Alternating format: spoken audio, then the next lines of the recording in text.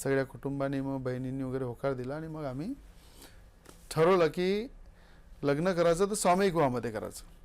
हां, खरंय. तर माझा सामूहिक विवाह जो लग्न जे ठरलं आमचं 1 वर्ष आधी. ते फार चर्चेचा विषय पण झालेला त्या काळामध्ये की तुम्ही म्हणजे आमदारांना लग्न करावं आणि ते सुद्धा सामूहिक विवाहामध्ये आणि एखाद्या हिरोईन सोबत का?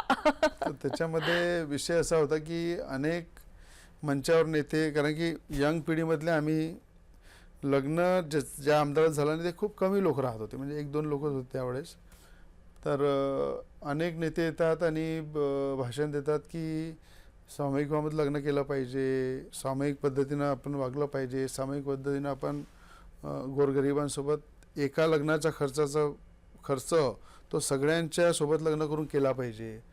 तर तेव्हा माझ्या डोक्यामध्ये होतंच की जेव्हा शेतकरी आत्महत्या करताय मोठ्या प्रमाणात, आज शेतकऱ्यांच्या मुलींना जर आपलं लग्न करायचं आहे तर त्यांना त्या ठिकाणी हुंडा द्यायचा आहे किंवा लग्नासाठी खर्च करायचा आहे, तर त्या वडिलाला कर्ज काढावं लागते आणि कर्ज फेडायसाठी तो आत्महत्या करते.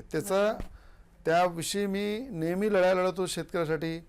शेतकऱ्याचा संघर्ष पाहत होतो की एखाद्या मुलीचं लग्न जर एखाद्या शेतकऱ्याला करायचं आहे आणि त्या शेतकऱ्याला जर कर्ज काढावं लागत असेल आणि कर्ज फेडण्यासाठी त्याला आत्महत्या करावं लागेल, तर त्या शेतकऱ्याचा मुलगा म्हणून मी 1 वर्षावधी लग्नाची तारीख काढली आणि सगळ्या विदर्भातल्या, महाराष्ट्रातल्या विदर्भातल्या शेतकऱ्यांची नोंदणी चालू केली सामूहिक विवाहामध्ये की या विवाहामध्ये रवी राणा, नवनीत राणा सुद्धा लग्न करेल. एखाद्या 5 स्टार हॉटेलमध्ये, एखाद्या रिसॉर्टमध्ये लग्न केल्यानंतर जो खर्च येते तो पूर्ण खर्च आमच्या या बहिणींसाठी, या तरुणांसाठी झाला पाहिजे. अनेक हजारो, म्हणजे 3720 वाह, गिनीज बुक ऑफ रेकॉर्डमध्ये त्याची नोंद झाली होती आणि मोठ्या प्रमाणात दुबईसारख्या मोठ्या शहरामध्ये सुद्धा हाफ पेज कव्हरेज होतं. एवढं वर्ल्ड रेकॉर्ड लग्न झालं होतं आणि वर्ल्ड रेकॉर्डमध्ये 3720 लग्न एकाच मंडपामध्ये.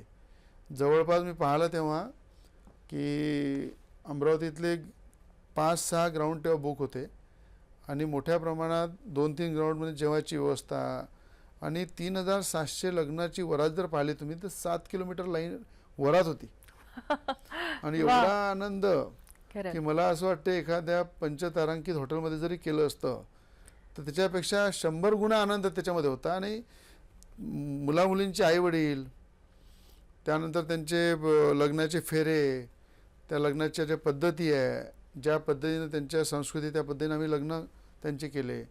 तर हा कार्यक्रम आजही न विसरणारा तो क्षण होता की मला आठवते की मी माझ्या लग्नाची तयारी तर सोडा, या सगळ्यांच्या लग्नाच्या तयारीसाठी 3 महिन्यापासून अहोरात्र मेहनत केली. मी विसरून गेलो होतो माझं लग्न आहे. मी तर वेळेवर 6 वाजता येऊन तिथे बसलो.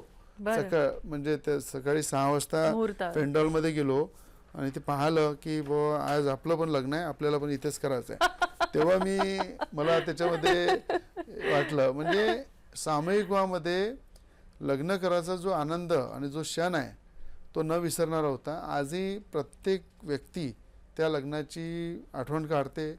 नेहमी ते लग्नाच्या दिवशी अनेक चॅनल, पेपर ते छापतात. तर मला असं वाटतं याच्यापेक्षा मोठं मॅरेज कोणतं होऊ शकत नाही.